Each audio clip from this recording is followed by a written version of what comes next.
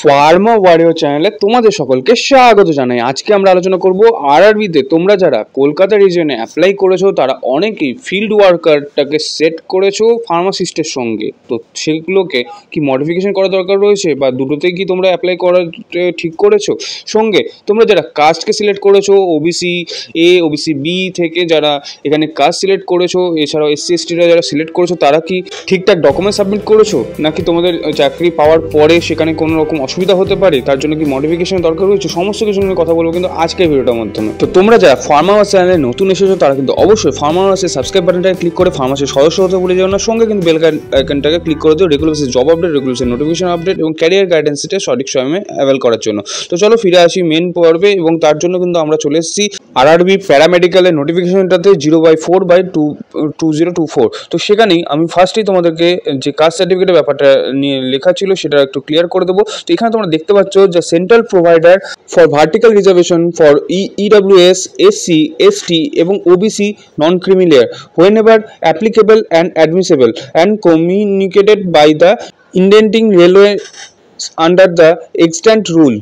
মানেটা হলো যে তোমরা যারা এখানে এসসি এসটি অথবা ওবিসিতে কাস্টের মাধ্যমে অ্যাপ্লাই করেছো তাদের কিন্তু সেন্ট্রাল প্রোভাইডার যে একটা ফরম্যাট এখানে দেওয়া হয়েছে সেই ফরম্যাটের থ্রুতে কিন্তু তোমাদের এখানে অ্যাপ্লাইটা করতে হবে। যদি তোমাদের স্টেটের যে এসসি এসটি কাস্টটা রয়েছে সেটা যদি থ্রুতে অ্যাপ্লাই করে থাকো তাহলে কিন্তু সেটা গণ্য নাও হতে পারে। বিশেষ করে যারা এনসিএল সার্টিফিকেট রয়েছে তাদের ক্ষেত্রে কিন্তু সেখানে প্রবলেম হবে। তো এনসিএল সার্টিফিকেট করেই কিন্তু তোমাকে এখানে অ্যাপ্লাইটা করতে হবে, যেটা এখানে কিন্তু খুব ভালোভাবে মেনশন করে দেওয়া রয়েছে। এবং এখানে কিন্তু অ্যানেক্সার 2 যেটা ওবিসি এনসিএল ক্যান্ডিডেটের জন্য এবং অ্যানেক্সার 3 যেটা কিন্তু ইডব্লিউএস ক্যান্ডিডেটের জন্য কিন্তু মেনশন করে দেওয়া রয়েছে। তো অ্যানেক্সারগুলোকে দেখিয়ে দেবো এবং সেটা কিভাবে বানাতে হতো এবং সেটা কিভাবে করতে হতো সেটাও একটু জেনে নেওয়াটা তোমাদের দরকার। তো এখানে যে সার্টিফিকেটগুলোর কথা বলা হয়েছে সেটা কিন্তু তোমার যে নোটিফিকেশনটা রয়েছে সেই নোটিফিকেশন ডেটের আগে কিন্তু বানাতে হতো, তারপরে যদি কেউ বানিয়ে থাকে সেটাও কিন্তু গণ্য হবে না, যেটা কিন্তু এখানে পরিষ্কারভাবে মেনশন করে রাখা হয়েছে। তাই তোমাদের এখন এই মুহূর্তে দাঁড়িয়ে কী করা উচিত,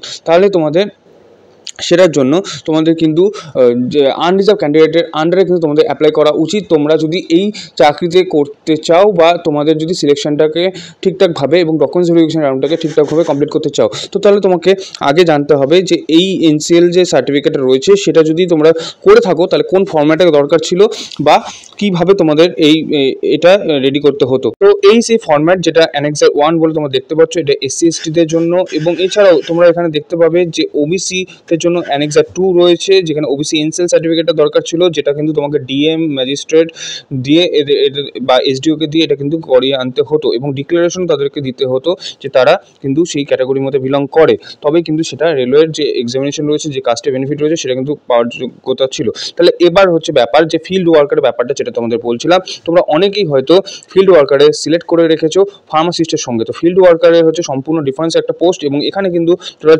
8টা ভ্যাকেন্সি ছিল, একটা ইস্টার্ন রেলওয়েতে এবং সাউথ ইস্টার্ন রেলওয়েতে। তো যেটা কিন্তু তোমরা যদি একটু ফলো করো যে ফিল্ড ওয়ার্কারের যে ক্রাইটেরিয়া, সেই ক্রাইটেরিয়াতে কিন্তু আমাদের 12 পাস হলেই আমাদের কিন্তু অ্যাপ্লাই করতে পারতাম। বাট এখানে যেহেতু আমরা ফার্মাসির মধ্যে বিলং করি, যেহেতু আমরা ফার্মাসিস্টের পোস্টে অ্যাপ্লাই করছি, যেহেতু একটা টেকনিক্যাল পোস্ট এবং টেকনিক্যাল পোস্টের সঙ্গে এই পোস্টের কোনো রকম লিঙ্ক নেই, তার জন্য কিন্তু এদের এক্সাম ক্রাইটেরিয়াও কিন্তু আলাদা থাকে। তো কেউ যদি দুটোই সিলেক্ট করে থাকো তার মতে, আমার মতে যেটা করা উচিত, তোমাদের ফিল্ড ওয়ার্কারটাকে এডিট করে কিন্তু সরিয়ে দেওয়া উচিত। না তো তোমাদের যে পরবর্তীকালে এক্সাম হবে বা এক্সামের পরে যে রেজাল্ট আসবে সেখানে কিন্তু তোমরা প্রবলেম ফেস করতে পারো বা তোমাদের অ্যাপ্লিকেশনটা কোনো কারণে রিজেক্টও হতে পারে। বিকজ তোমাদের যে ফার্মাসিস্টের যে পোস্টটা সেটা সম্পূর্ণ ডিফারেন্ট এবং তার যে এক্সাম ক্রাইটেরিয়া সম্পূর্ণ ডিফারেন্ট এবং ফিল্ড ওয়ার্কের যে এক্সাম ক্রাইটেরিয়া সেটা সম্পূর্ণ ডিফারেন্ট। তো তোমরা এই নোটিফিকেশন থেকে কিন্তু সেটা আন্দাজ লাগাতে পারো এবং তার জন্য কিন্তু তোমাদের শুধুমাত্র ফার্মাসিস্টের পোস্টেই রাখা উচিত এখানে যারা আরআরবি কলকাতাতে অ্যাপ্লাই করেছো। তো তোমরা যারা এখনও মডিফিকেশনটা করোনি তারা কিন্তু মডিফিকেশনটা করে নিতে পারো। তার জন্য অলরেডি ফার্মাস চ্যানেলে মডিফিকেশন কীভাবে করতে হবে তার উপর ডিটেলস ভিডিও রয়েছে, সেটা তোমরা চেক আউট করে নিতে পারো, যার লিঙ্ক আমি কিন্তু ভিডিও ডেসক্রিপশন বক্সেও দিয়ে দেবো।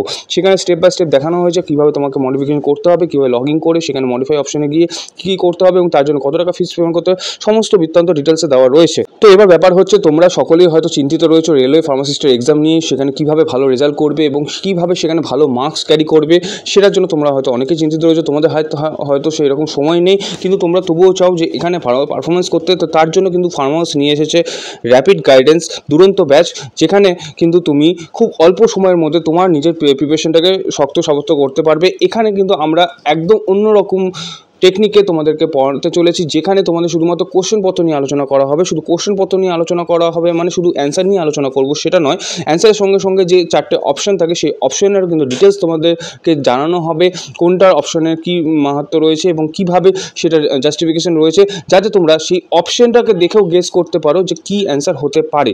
আর এই সব কিছুই হতে চলেছে একটা অভিজ্ঞ টিচার মণ্ডলীর মাধ্যমে। তো তোমরা যদি এই ফার্মা ওয়ার্সের দুরন্ত ব্যাচে জয়েন করতে চাও তাহলে কিন্তু আজই জয়েন করে নাও নিচের দেওয়া হোয়াটসঅ্যাপ গ্রুপে, এবং আরও বৃত্তান্ত জানানোর জন্য 8371977568 এই নাম্বারে তোমরা যোগাযোগ করতে পারো।